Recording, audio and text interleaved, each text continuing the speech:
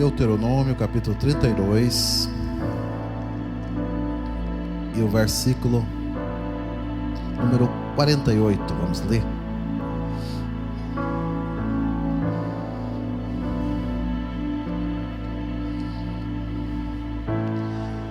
Diz assim a palavra do Senhor: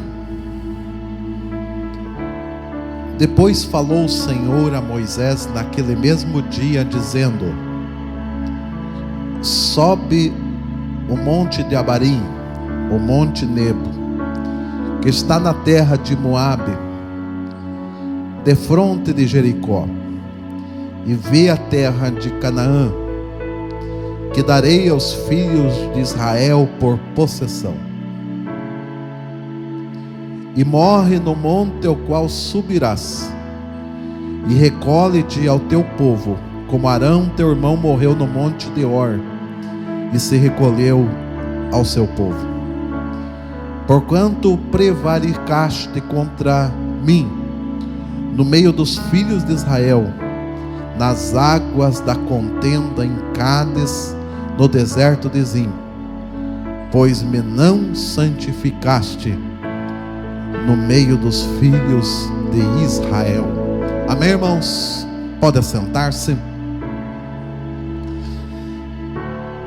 Irmãos, quero deixar uma palavra aqui nesta noite para os irmãos.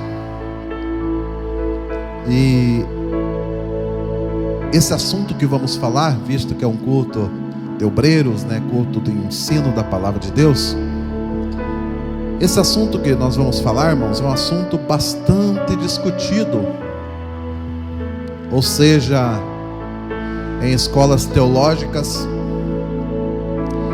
e flui uma dúvida às vezes em quem prega a palavra, em pregadores. E sempre, irmãos, eu estou recebendo ligações ou um áudio de alguém que vai pregar essa palavra, só que ele fica em dúvida a questão da por que Moisés não entrou na terra prometida. Então, com certeza você já ouviu alguma vez alguém falar sobre isso, Por que Moisés não entrou na terra prometida? A gente já ouviu falar que foi a questão de Moisés ferir a rocha. Outros falam que é porque Moisés não creu na palavra de Deus. Mas o fato é, irmãos, que nesta noite nós vamos tirar essas dúvidas aqui neste texto, e você vai entender quando alguém um dia te perguntar, você já tem o conhecimento, porque Moisés não entrou na terra prometida. Os irmãos conhecem muito bem a história de Moisés. Moisés não é qualquer pessoa, irmãos.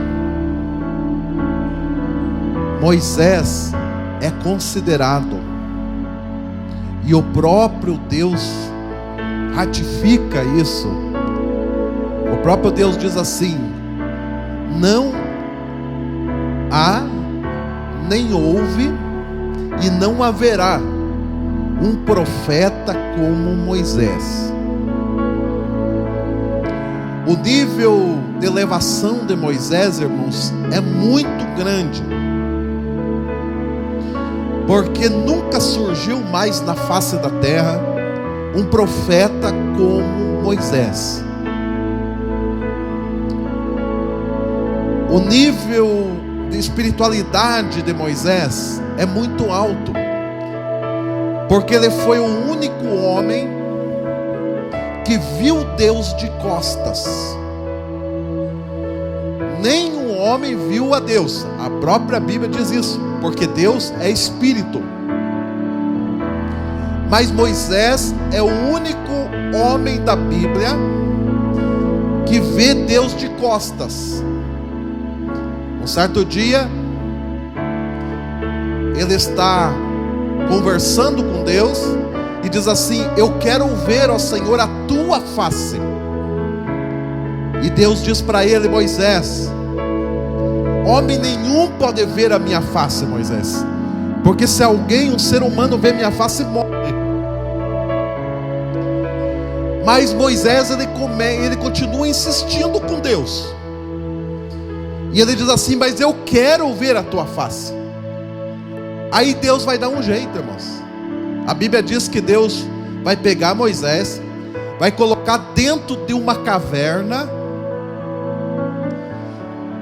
vai tampar com sua mão a porta daquela caverna, e com a sua mão tampada, ele passa na frente da caverna de costas.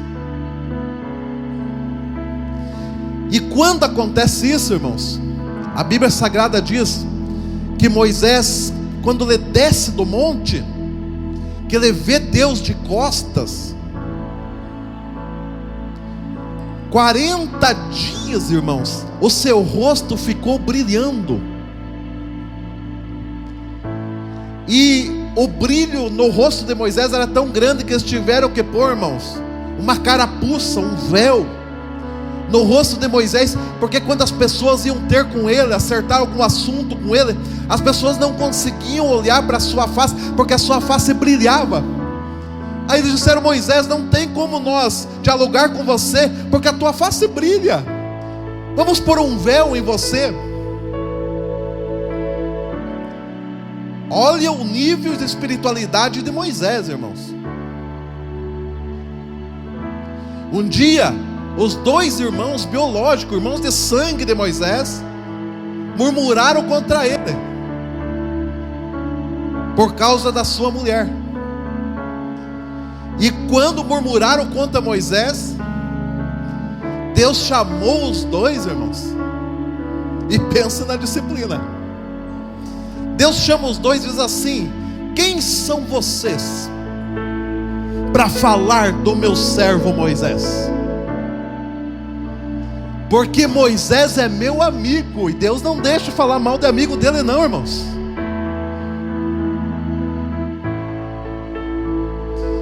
Porque quando eu vou usar um profeta, uso de duas maneiras. Eu uso por sonhos ou por revelações. Mas com meu amigo Moisés, Arão e Miriam, com meu amigo Moisés, eu falo face a face.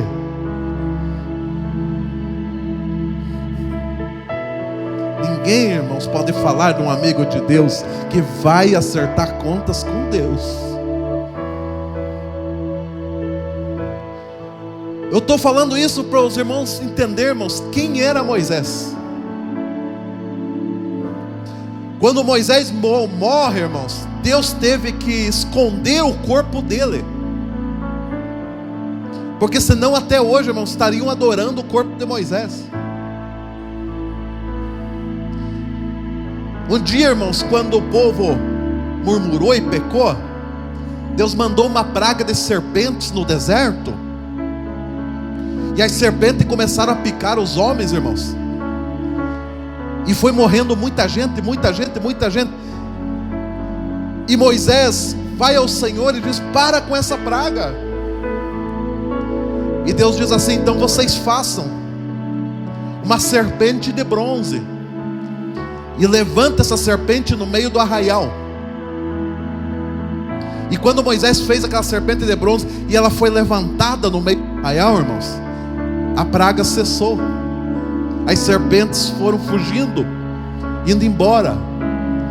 E quando eles vão guardar esta serpente de bronze, irmão, por muitos anos, o povo vai adorar essa serpente de bronze, chamada Neostã.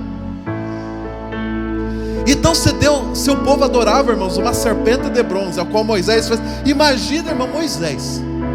Por isso que então Deus vai esconder o corpo de Moisés. Moisés, irmãos, está vivo, porque quando Jesus, muitos mil anos depois, está em um monte com seus discípulos, a Bíblia diz que o rosto de Jesus se transfigura, e o rosto de Jesus é tomado por uma glória. Está lá Pedro, Tiago e João, junto com Jesus, lá no Monte Tabor. E quando o rosto de Jesus começa a brilhar, a Bíblia diz que desceu Moisés e Elias do céu e começaram a conversar com Jesus. Aí Pedro, irmãos, que era aquele imperativo, né? Disse assim: olha quem está conversando com o nosso mestre, Moisés e Elias. E a glória daquele monte foi tomada. E Pedro chegou para Jesus e disse assim: mestre, vamos fazer uma cabana para ti, uma para Moisés, para Elias, vamos ficar por aqui mesmo, que é bom sentir essa glória. Este foi Moisés, irmãos. Moisés, com um simples cajado de pastor, abriu o mar vermelho. Com um simples cajado de pastor, irmãos, ele tocou nas águas do rio Nilo e se converteram em sangue. Foi sinais e maravilhas. Moisés estava debaixo de uma palavra de Deus. Então, entenda comigo uma coisa: o nível de elevação espiritual de Moisés era muito mais alto que os nossos. Mas tem um problema. Um certo dia, quando Moisés e 2 milhões de pessoas, depois de 39 anos de peregrinação no deserto, o povo começou a sentir sede e não tinha água. E o povo começou a murmurar contra Moisés e dizer assim: por que que tu nos tirou da terra do Egito? Não havia sepulcro suficiente lá no Egito para que nós morrêssemos lá. Lá pelo menos tinha sepultura. Nós podíamos ter morrido lá. Por que que tu nos tirou de lá, Moisés? E pegaram pedras para apedrejar Moisés. E Moisés correu ao Senhor. Porque quando Moisés parava, irmãos, e vocês sabem que era uma nuvem que seguia. Quando a nuvem levantava, o povo marchava. O povo ia adiante para a terra prometida de Canaã. De dia você sabe que era uma coluna de nuvem que refrescava 2 milhões de pessoas. À noite, aquela nuvem se transformava em nuvem de fogo que aquecia, porque à noite no deserto são graus negativos, muito frio. Então aquela nuvem que protegia do calor, à noite se transformava numa nuvem de fogo. E quando a nuvem levantava, irmãos, todo aquele povo, das classes ordenadas das tribos, seguiam a nuvem. Quando a nuvem parava, irmãos, o povo parava.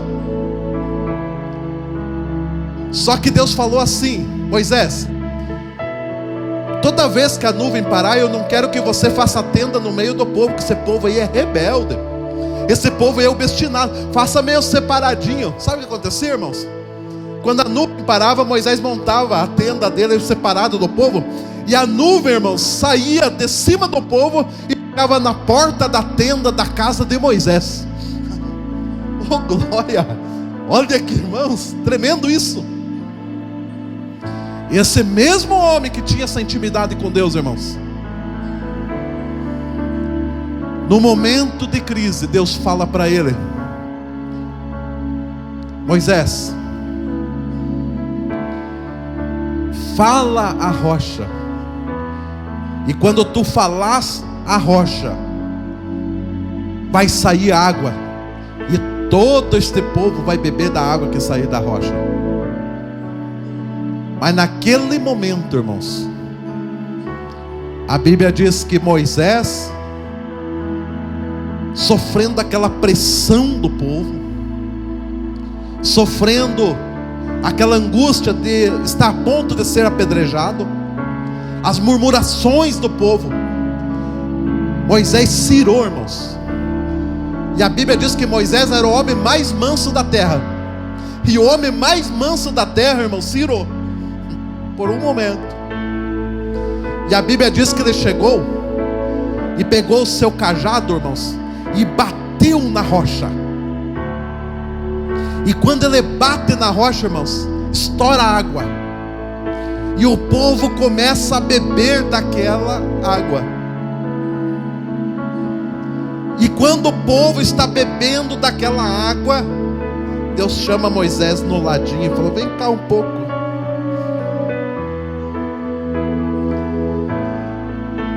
Por que que tu feriu a rocha se era para você falar a ela? Por causa que tu feriu a rocha, tu não entrarás na terra de Canaã, na terra prometida.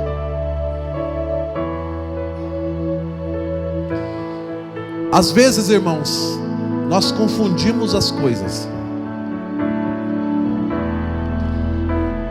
Porque às vezes nós vemos tantos lugares, irmãos, que tem tantos milagres, tem tantas coisas acontecendo.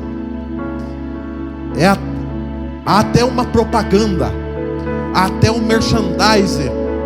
Você liga os canais de televisão, a mão de Deus está aqui, Deus está neste lugar. E você vê o milagre acontecendo, mas nem sempre o milagre acontecendo está dentro de uma aprovação de Deus. Nem sempre. Nem sempre quando as coisas estão acontecendo, Deus está aprovando. Porque a água saiu para o povo beber, o milagre aconteceu, mas Deus reprovou a atitude de Moisés. Dali, irmãos, mais um tempo, eles vão marchar. Cada dia eles estão mais perto da terra de Canaã, da terra prometida, cada dia mais. E Moisés, já sabendo que ele não vai entrar, então toda vez que a nuvem para, e a nuvem vai para a porta da sua tenda, ele diz ao Senhor: Senhor, estamos mais perto, o Senhor vai deixar eu entrar? Afinal de contas é a maior promessa que nós temos. E Deus diz assim: não, Moisés, tu não entrarás nela.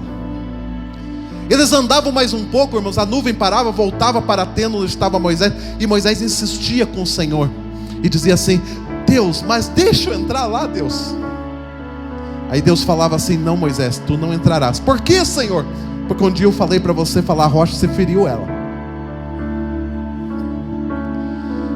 E quando eles estavam muito perto, no final da vida de Moisés, Moisés diz assim: Senhor, deixa eu entrar na terra prometida. Deus se irou aquele dia com ele e falou: basta, Moisés, tu não entrarás.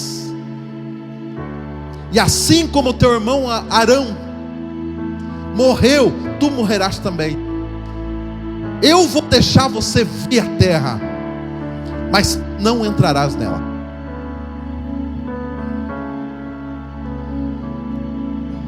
Se Moisés, irmãos, não conseguiu entrar na terra prometida, eu estava pensando: e nós? O que acontece conosco? Por causa de uma atitude de Moisés, ele não entra na terra. O que será de nós? Já pensou nisso?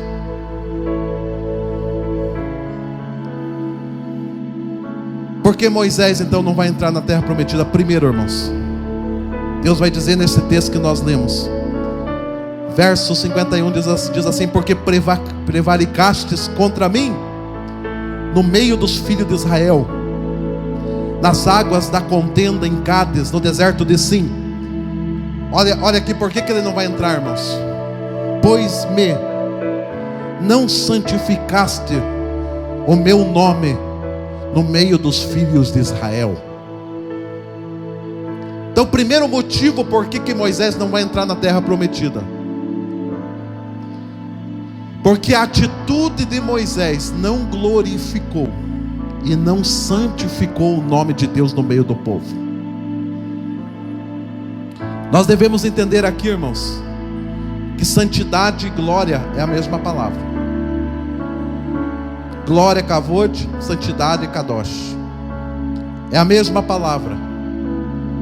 Quando Deus estava falando, irmãos, que Moisés não santificou, eu só fico pensando o tamanho da nossa responsabilidade que carregamos nos nossos ombros. Aonde nós estivermos, estar glorificando e santificando o nome do Senhor. Você já pensou nisso, irmãos? O tamanho da responsabilidade que carregamos em nossos ombros. Nós que somos obreiros, nós que somos líderes, o tamanho do dever que nós devemos se cuidar, irmãos, porque aonde nós estivermos, o nome do Senhor está sendo glorificado.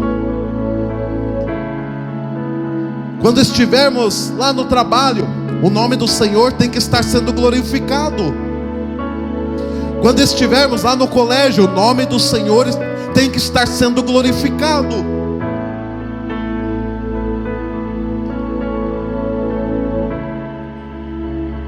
E quando nós tomamos atitudes que entristecem Deus,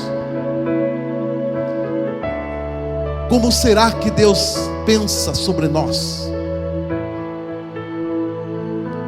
Porque às vezes, irmãos, nós achamos que ser crente é só estar num culto. Mas ser crente não é só estar num culto. Num culto qualquer pessoa pode estar, a porta é aberta para todos. Ser crente é muito mais do que isso, irmãos. Ser crente é nós vivermos para a glória de Deus. Ser crente é nós andarmos para a glória de Deus. Ser crente, irmãos, é nós testemunharmos a glória de Deus. Ser crente, irmãos, é nós carregarmos uma identidade do nome de Deus. Por isso que Deus fala assim: se o meu povo que se chama pelo meu nome, olha a identidade, irmãos. Se o meu povo que se chama pelo meu nome. Você já pensou nisso, irmãos? Que você carrega isso nas suas costas? O tamanho dessa responsabilidade, que você tem um Deus que deu uma identidade para ti, e você é considerado homem de Deus, você é considerado mulher de Deus. As pessoas olham para você e esperam de você que você dê um bom testemunho, que você glorifica Ele aonde você estiver. Se as pessoas esperam isso, irmãos, imagine o que Deus está esperando de você. Tem muita gente, irmãos, que está perdendo promessa, porque está causando escândalo. Tem muita gente, irmãos, que vai perder a salvação. Tem muita gente que não vai entrar no céu, irmãos, porque não glorifica o nome de Deus, não santifica o nome de Deus. Mas graças a Deus por sua vida, que você é um crente no Senhor. Aonde você está, você glorifica o nome do Senhor. Aleluia.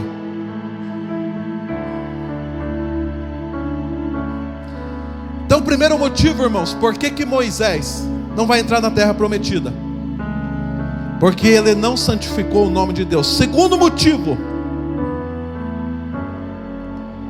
esse aqui é para todos nós. Porque Moisés, em um momento de crise, em um momento de afronta, em um momento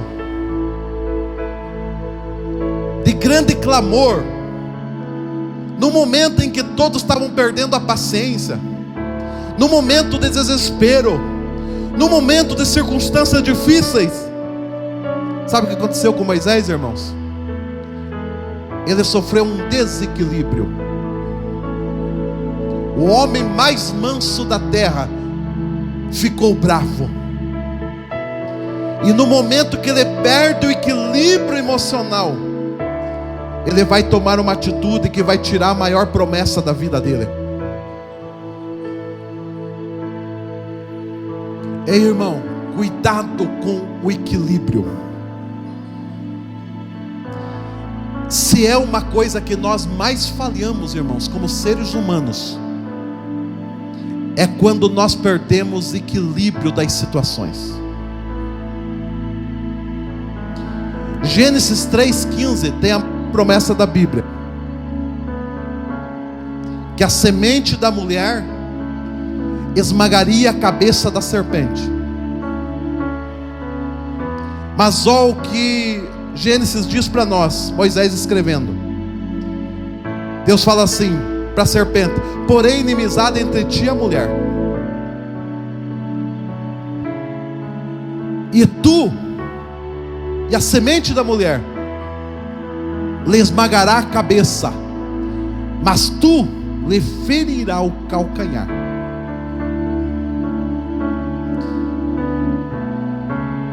Por que ferir o calcanhar, irmãos? Porque o calcanhar é o maior centro de equilíbrio do corpo humano.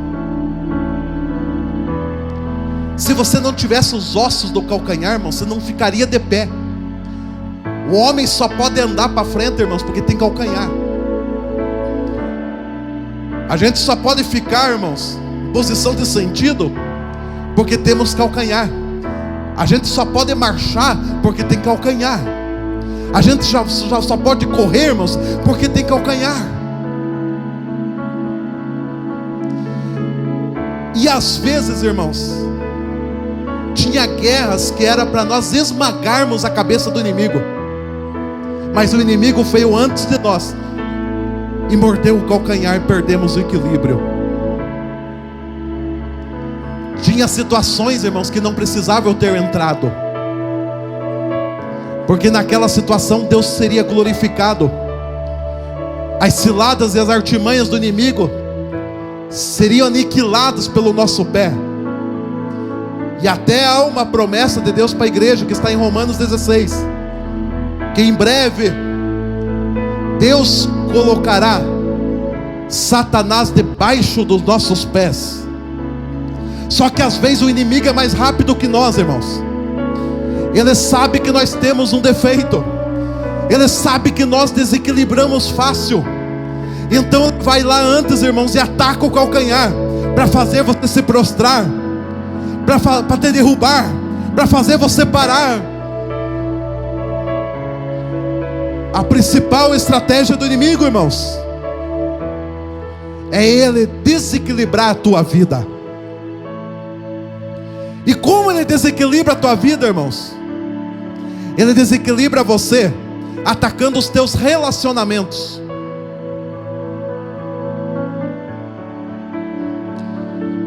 Por isso que o marido briga com a mulher, porque o diabo sabe, se atacar relacionamento, há o desequilíbrio, e no desequilíbrio ele tem vitória. Quantas vezes, irmãos, a gente vai acertar alguém que está separado, e quando a gente está conversando com essas pessoas, conversando com aquele casal, ele diz assim: ah, pastor, se não fosse aquele dia ele ter falado aquela palavra para mim, estaria tudo bem. Ah, pastor, se não fosse aquele dia ela ter falado e me ofendido, magoado o meu coração, eu voltaria, pastor. Mas agora, pastor, não tem mais jeito, porque eu estou com o meu coração ferido, porque o diabo foi mais astuto e feriu o calcanhar. Na igreja não é diferente, irmãos. O diabo sabe que não pode te tirar da igreja, e ele começa a usar estratégias que às vezes nós não entendemos. Ele começa a formar caminhos em que ele põe uma birrinha entre um irmão e outro.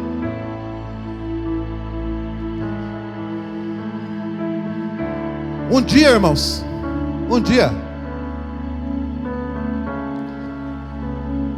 eu notei que um irmão estava diferente comigo. Eu estou falando isso aqui para te ensinar, para você não cair numa armadilha do diabo.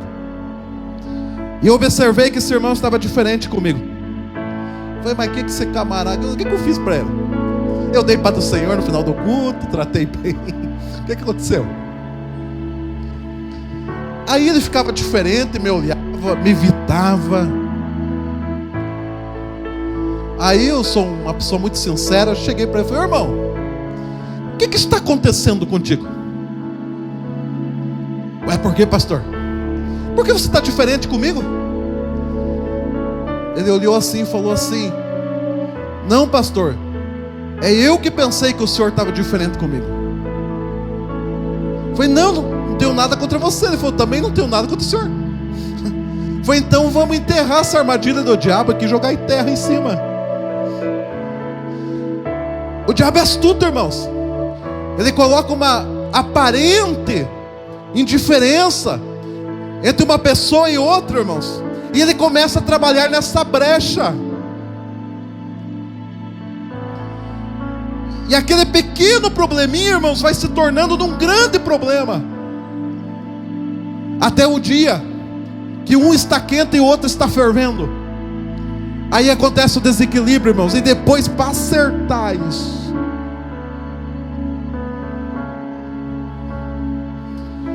Moisés não pôde herdar a maior promessa da sua vida, irmãos, porque um dia ele teve uma crise de relacionamento com seus liderados. Porque um dia ele não vigiou. Era simples, era só falar a rocha. Mas um desequilíbrio na sua vida o tirou da maior promessa da sua vida. E o pior, o inimigo sabe disso. O inimigo sabe da promessa e do projeto de Deus que há na sua vida. E ele vai fazer de tudo, irmãos, de tudo para te tirar do centro da vontade de Deus. E ele começa a promover, irmãos, e a gente ouve isso aí toda semana na igreja. Ô pastor, a irmã não está olhando para mim. Ô pastor, o irmão está diferente comigo. Irmã, isso é coisa do diabo. Porque ele sabe que a igreja é unida, e quando a igreja é unida, irmãos, ela tem vitória. Então ele quer desunir e lançar o desequilíbrio.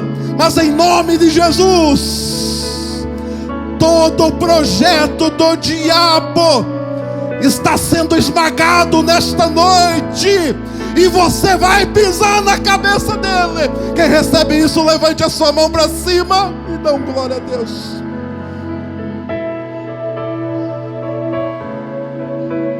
Eu sinto a presença de Deus aqui. Eu sinto a glória de Deus aqui. Jesus está curando corações aqui nesta noite. Ninguém é diferente com você. Todos te amam, todos te abraçam. É coisa do Satanás colocando na sua mente, mas hoje vai sair em nome de Jesus.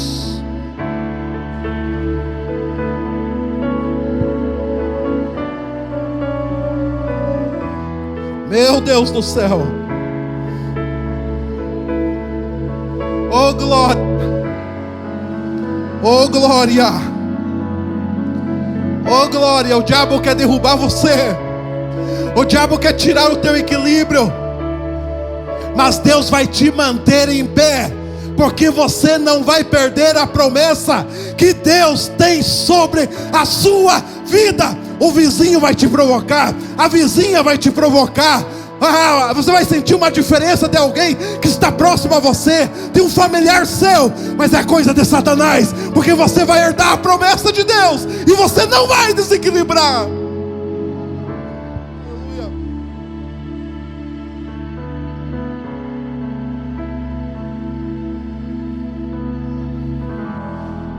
Será que está resolvida a questão de Moisés ou não, irmãos?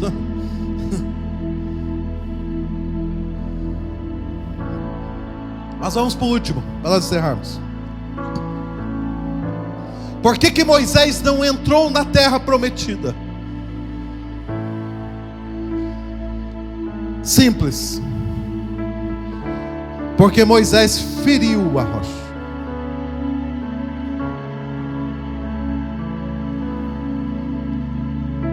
Se nós, a primeiro plano, superficialmente, irmãos, não entendemos o que significa isso, nós não vamos entender por que Moisés não entrou na terra. Para nós revelarmos isso, irmãos, nós vamos encontrar a resposta em 1 Coríntios, capítulo 10 e versículo número 4.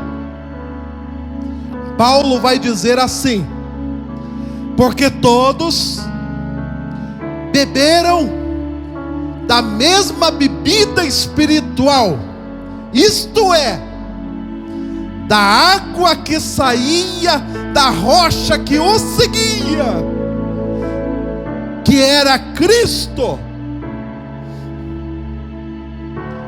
Você vai ouvir uma coisa, quem sabe você nunca ouviu, irmãos. Toda a vida eu pensei, irmãos, que quando Moisés vai ferir a rocha 2 vezes, aquelas rochas, montanhas que existia, alguma rocha. Não, irmãos, 40 anos que o povo ficou no deserto, irmãos, tinha uma rocha que ia até onde eles iam. Paulo está falando isso. Eles davam um passo, tinha uma rocha que dava um passo também. Eles andavam o dia todo, irmãos, a rocha andava junto. Quando o povo olhava, a rocha estava lá. Caminhavam 30, 40 quilômetros, a rocha continuava lá, irmãos, porque onde eles estavam, a rocha também estava. Quem que é a rocha? Paulo diz, porque a rocha era Cristo.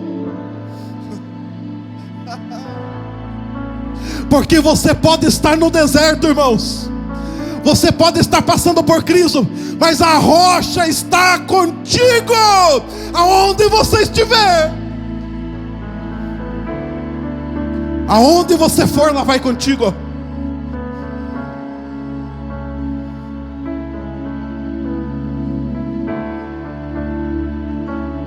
Então por que Moisés não entrou na terra prometida? Porque Deus não permite, nunca mais esqueça disso, porque Deus não permite ferir algo que nos ajuda. Deus nunca vai permitir você ferir alguém que sempre está com você.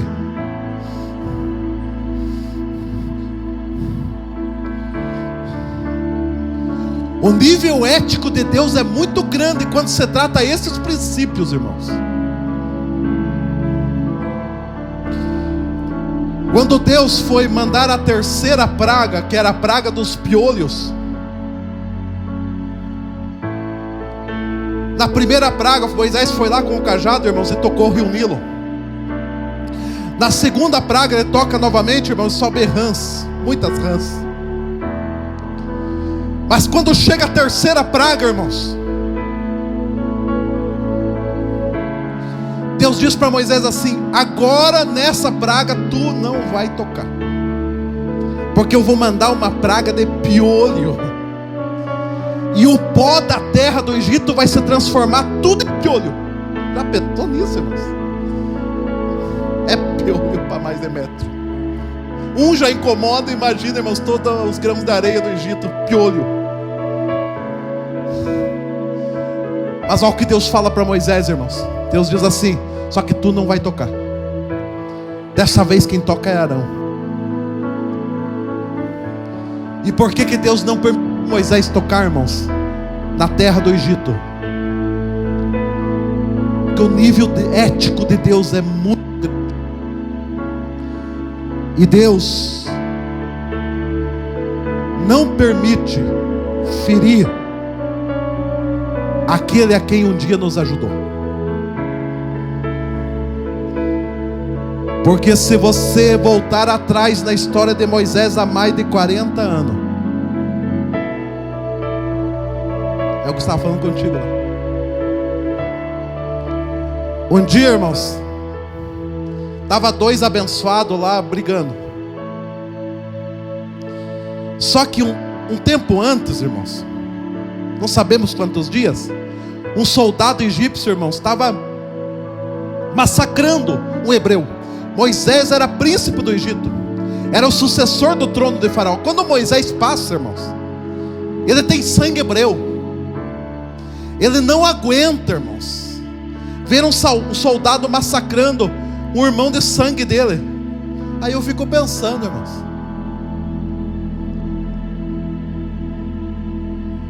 nós falamos tão fácil dos outros, né? Tem crente que até fala para os ímpios mal da igreja.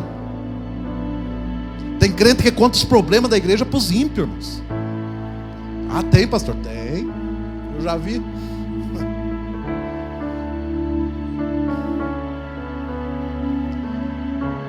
Mas quando Moisés se dói pelo seu irmão,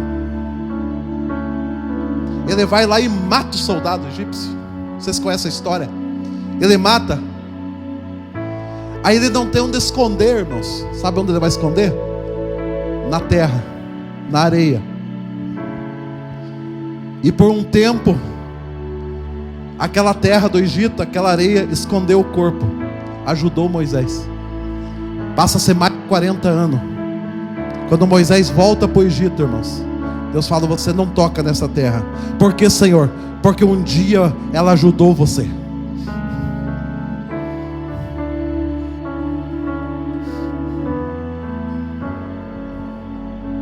Um dia ela livrou você.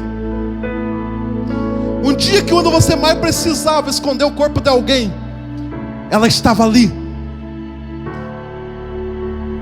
Então você não toca nela. Então quando Moisés, irmãos, vai tocar, vai ferir a rocha, Deus fala: não aceito. Porque você não pode ferir quem te ajuda. Você jamais poderá ferir quem um dia serviu, quem um dia te abraçou quanto mais você precisou, que um dia emprestou sem conto para você, que você estava apertado.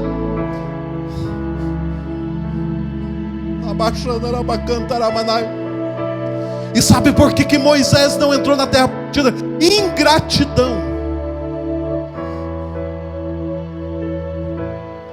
Oh, irmão, como nós somos ingratos, como nós esquecemos facilmente das pessoas que nos ajudam. Porque o ingrato, irmãos, ele tem 3 frases. O ingrato tem 3 frases. A primeira, ele diz assim: não fez mais que a obrigação. A segunda frase do ingrato, ele falou: não pedi nada. E a terceira frase do ingrato: fez muito pouco por mim.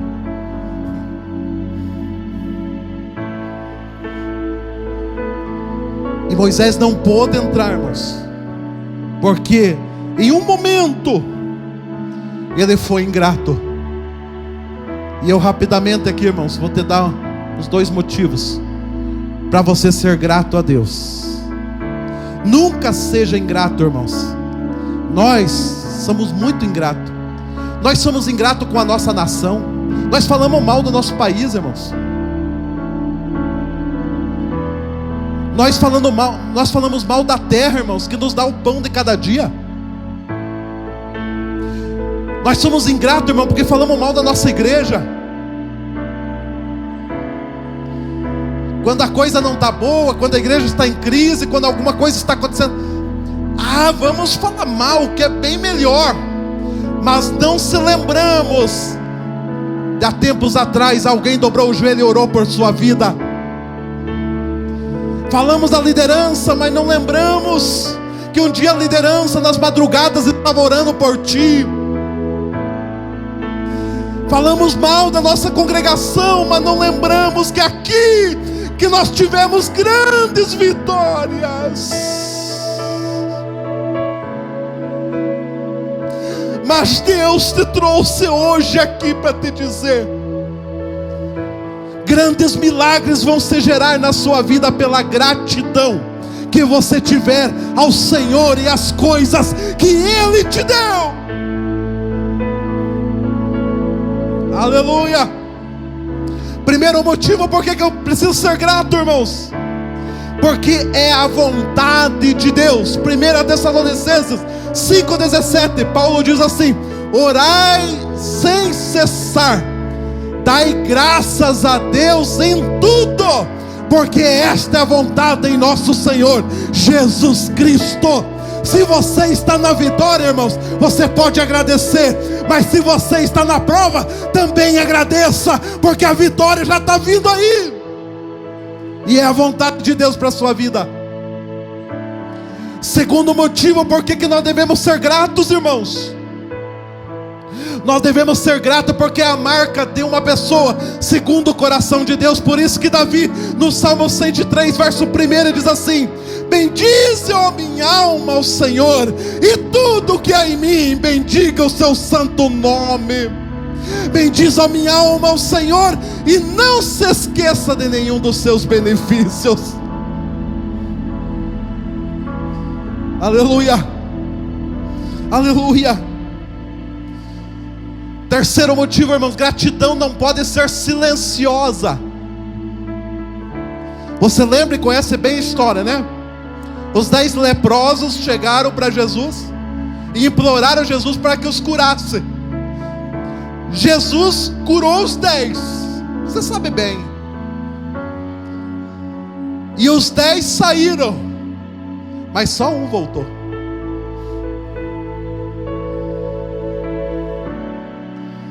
E quando ele volta, Jesus se surpreende com ele, porque ele é samaritano, quem menos ele esperava. E Jesus falou assim: cadê os outros 9?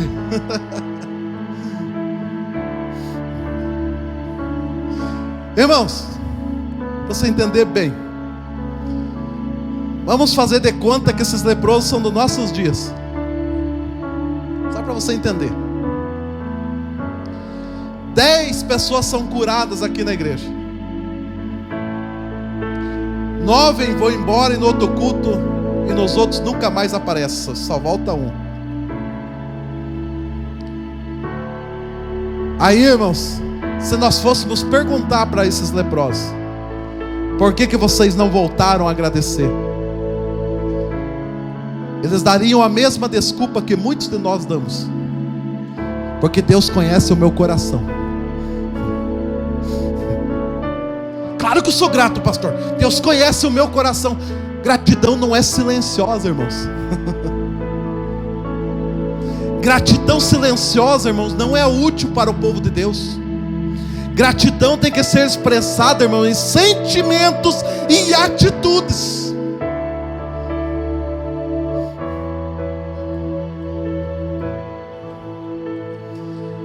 Quem é grato, irmãos? E é um dos grandes motivos para nós termos essa gratidão, que a gratidão, irmãos, movimenta o reino espiritual. Gratidão movimenta, irmãos, o mundo espiritual. João 11, Lázaro, amigo de Jesus, toda vez que Jesus ia para a aldeia de Betânia, ele ficava hospedado na casa de Lázaro. Ele almoçava na casa de Lázaro, ele jantava na casa de Lázaro.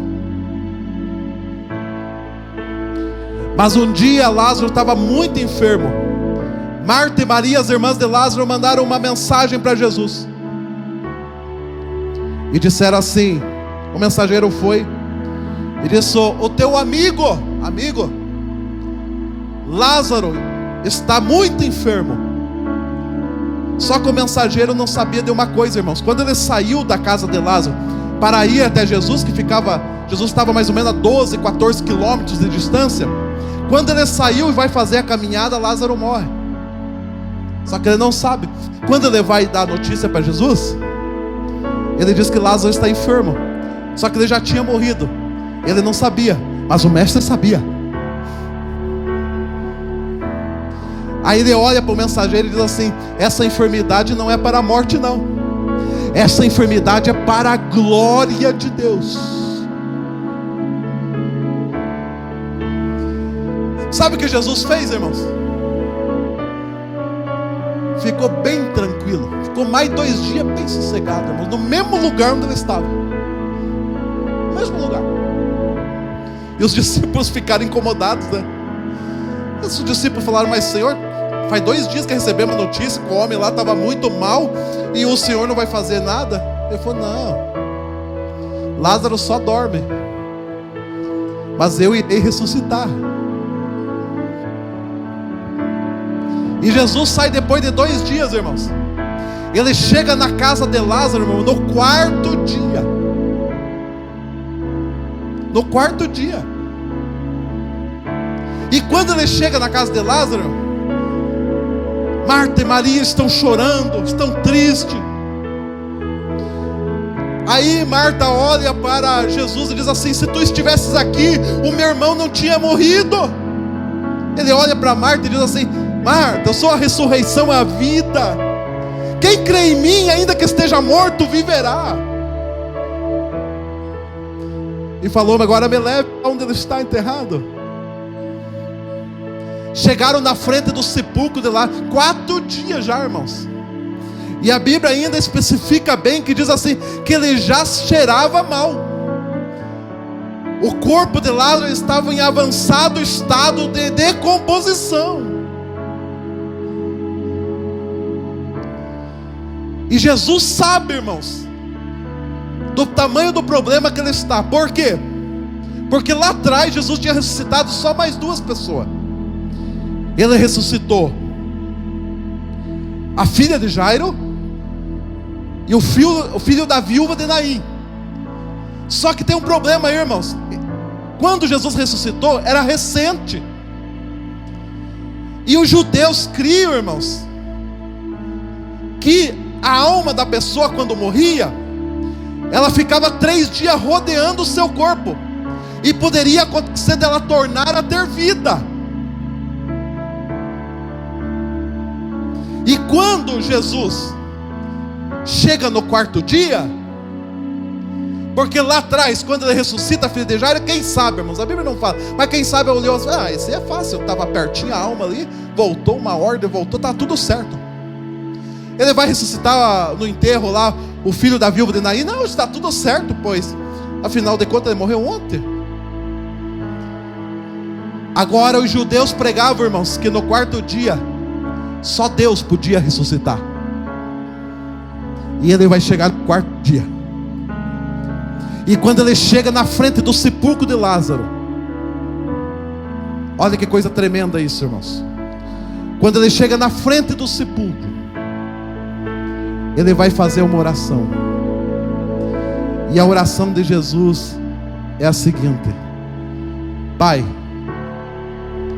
eu te agradeço, porque sempre me ouves.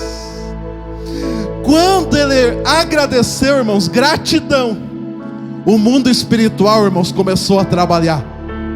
E ele orou ao Senhor e deu um grito e um brado e diz assim: Lázaro, sai para fora. E Lázaro começou a sair para fora, irmão. E a Bíblia diz que ele estava todo enfaixado. Não sei se ele saiu andando, não sei se ele saiu levitando, mas Lázaro saiu para fora, porque a gratidão movimenta o mundo espiritual e gera milagres em nosso favor. Então seja grato. Vamos se colocar em pé nessa noite. Amaná, Xandaraba Cantare Manai. Tem crente que recebe, irmão, só um milagre e nunca mais recebe mais nada, porque ele é ingrato. Tem muita gente, irmãos, que não vai entrar na terra prometida. Tem muita gente, irmãos, que não herda as promessas de Deus, porque ele é ingrato. Ele é ingrato com o lugar que ele foi abençoado. Ele é ingrato com o trabalho dele. Ele é ingrato com a família. Nada está bom, é uma insatisfação. Mas Deus nesta noite está dizendo para ti: seja grato a Deus. E o reino espiritual, o mundo espiritual vão se movimentar ao seu favor, e grandes milagres vão acontecer na sua vida. Ramaná Xanderebe Cantoromanai. Lebadá Xandere Braço de Canto, sou de prefa, sou de precanto manai. Eu sei que tem pessoas aqui que precisam de milagres, e a senha para esse milagre se chama gratidão. Honre a Deus com tudo que você tem. Honre a Deus pelo que Ele já te deu. Honre a Deus por aquilo que está junto com você. Não fira nunca uma pessoa que te ajudou. Seja grato, testemunha. Suba neste púlpito e fala: irmãos, Deus me abençoe, eu estou agradecendo a Deus. Porque gratidão silenciosa, irmãos, é omissão. Abraça a pessoa que está do seu lado, não agora, mas alguém que um dia te ajudou. Chega nele e dá um abraço e diz assim: muito obrigado, irmão, porque um dia você socorreu a minha vida. Muito obrigado que um dia tu me ajudou. E você vai ver que o mundo espiritual vai começar a se movimentar ao teu favor. Os Lázaros que há muito tempo estão sepultados vão ressuscitar, porque aonde tem gratidão, tem milagres da parte de Deus. Aleluia. Vamos cantar? Aleluia. Antes de eu orar contigo, eu quero cantar. Tem um hino que nós cantamos muito, mas às vezes cantamos, irmão, só da boca para fora. Mas hoje nós vamos cantar com o nosso espírito. Hoje nós vamos cantar com a nossa alma. Te agradeço. O que falta de você agradecer a Deus? O que está faltando na sua casa? Deus te deu uma família abençoada. Deus te deu filhos abençoados. Deus te deu um ministério. Você chegou nesta casa, você era desprezado, a sociedade te jogou fora, mas Deus te honrou aqui, fez-se assentar com os príncipes. E é noite de agradecer a Deus pela sua vida. Aleluia. Aleluia. Se quiser ajudar, pode ajudar a cantar. Aleluia. Aleluia. Nós reclamamos demais, irmãos. Nós perdemos grandes bênçãos de Deus. Tem grandes promessas que só vão vir sobre a nossa vida o dia que nós expressarmos a gratidão. Aleluia. Chega para o seu marido na casa e diga: amor, eu sou grato pela tua vida, porque tu é meu companheiro. Se um dia eu te feri, me perdoa, porque você está comigo nos desertos da vida. Nabadachandarai, em nome de Jesus. Você vai abraçar alguém no próximo culto e falar: irmão, eu te agradeço. Eu te agradeço, agradeço a Deus pela tua vida, porque um dia tu me socorreu. Por tudo que tens feito. Oh glória, louve a Deus.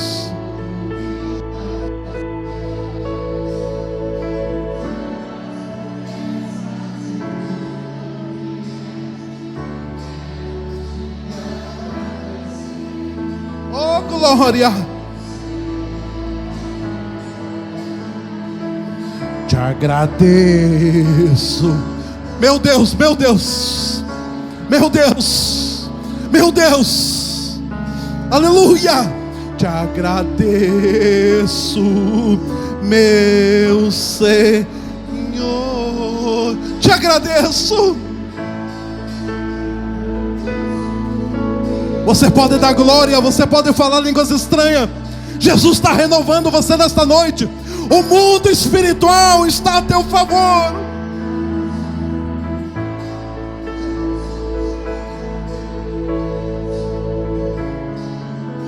Eu te agradeço.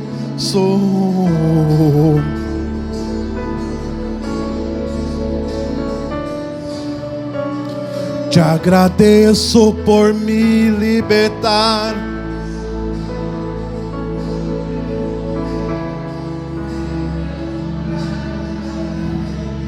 Aleluia.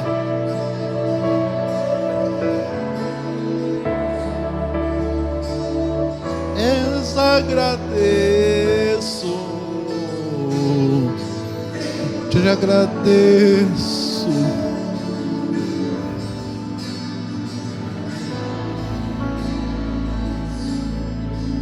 Lama churebecanto bachandarai. Arabá da canto so de brefa sobre de cantoro bachandarai. Rebena flaçou de canto so de prefa sumanai. A glória de Deus está descendo sobre este ambiente. A glória de Deus está sobre este lugar. Os projetos do diabo estão sendo esmagados. Projeto de desunião, projeto de mágoa, projeto de trauma, projeto de tristeza.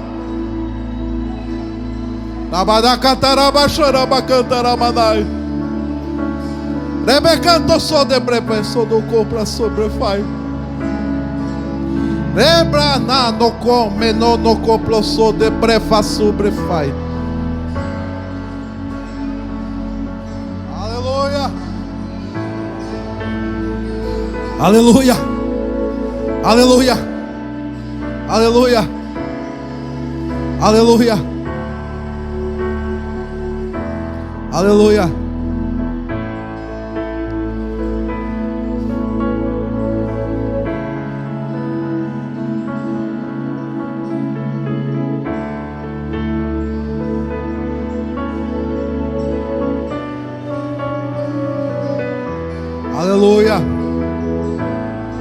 Para nós orarmos, irmãos, para nós orarmos. Já quero orar contigo.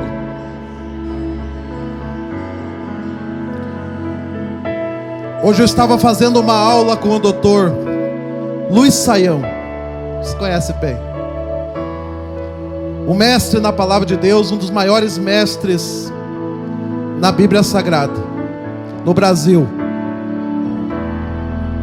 Ele foi um dos redatores da revista a Bíblia de Estudo NVI e da Bíblia de Estudo Brasileira, Dr. Luiz Saião. Eu estava tendo uma aula com ele hoje. E ele disse assim: a satisfação te traz alegria em qualquer ambiente. Porque o livro mais triste da Bíblia foi escrito pelo homem mais rico do mundo, sentado num trono de ouro e de marfim, Salomão, Eclesiastes. Mas o livro mais alegre da Bíblia, irmãos, foi escrita por um prisioneiro dentro de uma das piores prisões.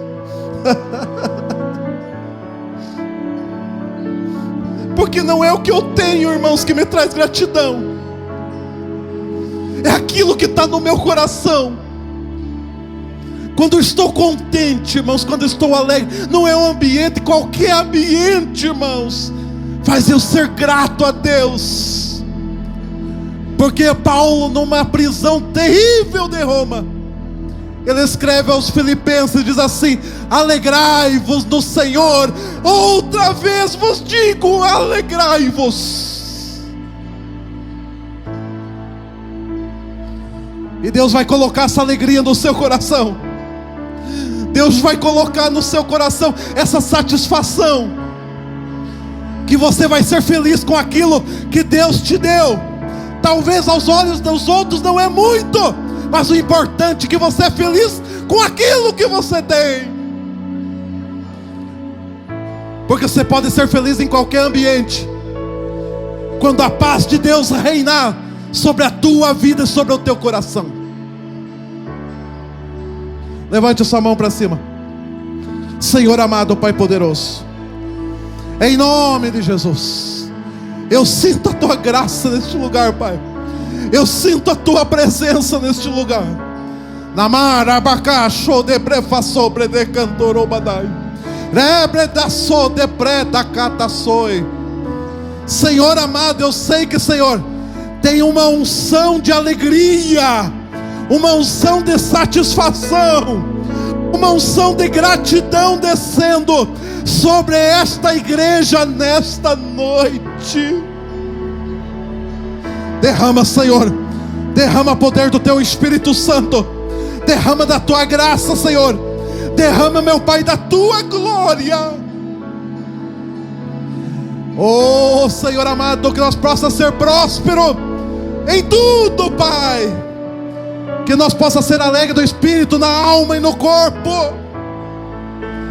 Que nós possamos ter alegria, Senhor, mesmo nos desertos, alegria mesmo nas enfermidades, alegria mesmo nos momentos difíceis, meu Deus.